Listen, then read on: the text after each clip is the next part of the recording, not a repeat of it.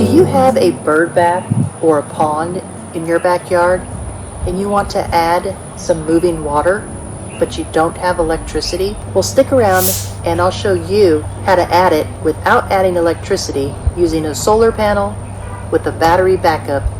Stay tuned.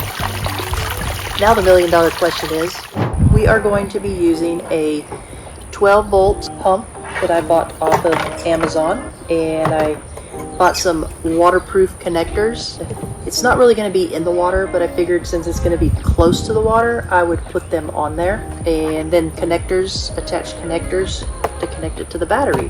And this pump here runs $21 on Amazon. And then this here is a 12-volt solar panel, and it will connect to the battery as well. I bought this on Amazon as well. Here we've got the Golden Mate 12-volt 10-amp battery. This was sent to me by Golden Mate. I wanted to do a video to show a use for it. This would be my use for it since I'm pretty much a birder and I want some moving water here in my pond. Alright, so the battery runs, let's see, 35.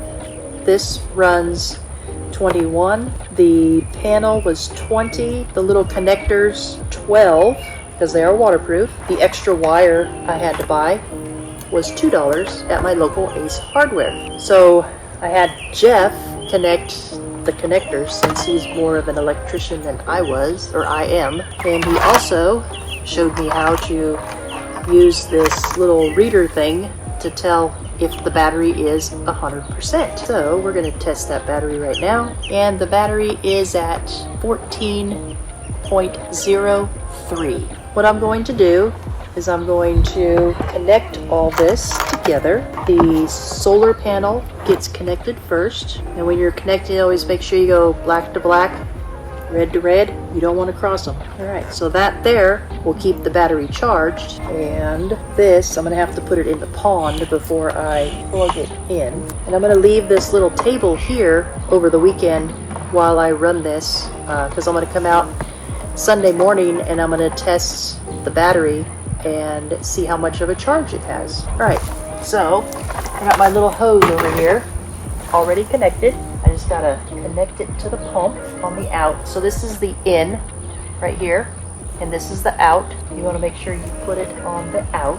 Kind of curious to see what kind of water pressure this little itty bitty pump has. Down on the pump is a little bit of a challenge. There we go. Now I'm gonna dry my hands off of my pants because this one's white. I know this is my negative, so I'm going to attach that to here. Put that one on first, and then I'm going to put my positive on.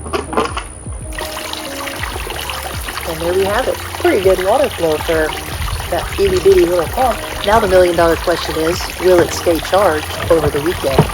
And the battery does what it's supposed to do. There we go. So this little battery here, I got to refer to my notes here. It has 10 times the cycle life of your regular lead acid batteries, lasting 4,000 to 15,000 cycles. It has no memory, and it has 100% protection to ensure against overcharging, over-discharging, overcurrent, overheating, and short-circuiting. It has a wide array of applications, ideal for wheelchairs, emergency lighting, RVs, marine, golf carts, ponds, and easy to charge. You can charge it with a charger that you plug into the wall, or you can charge it with solar. And also, if you want to run a sequence of these batteries, you can connect up to 4 of them together. Let's return to this pond in 2 days.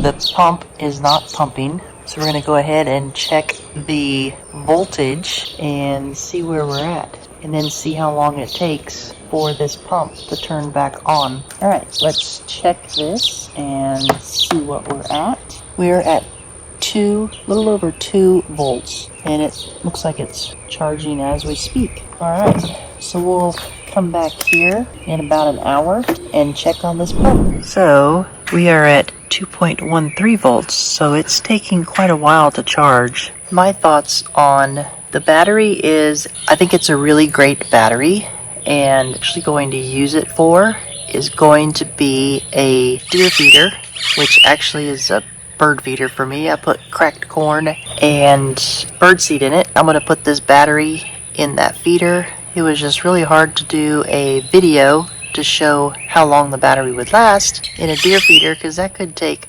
a long time. But anyways, that's what my use was going to be for this battery. I was going to use it in my kayak on my trolling motor, but my trolling motor is actually a 12 volt.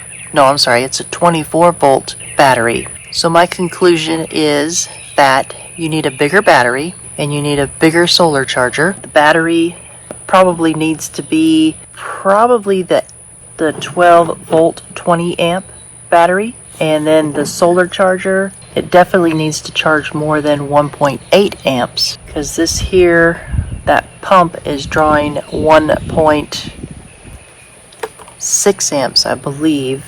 In the description below, I'm going to have links to the equipment that I used for this test, and then I'll have another link below for what I suggest for an upgrade to actually get your backyard pump to work with the battery upgrade and a solar panel upgrade. But when you have a lot of cloudy weather, you're going to run into issues with the pump running all the time. Don't forget to like and subscribe and ring my bell. I'll talk to you later. Bye.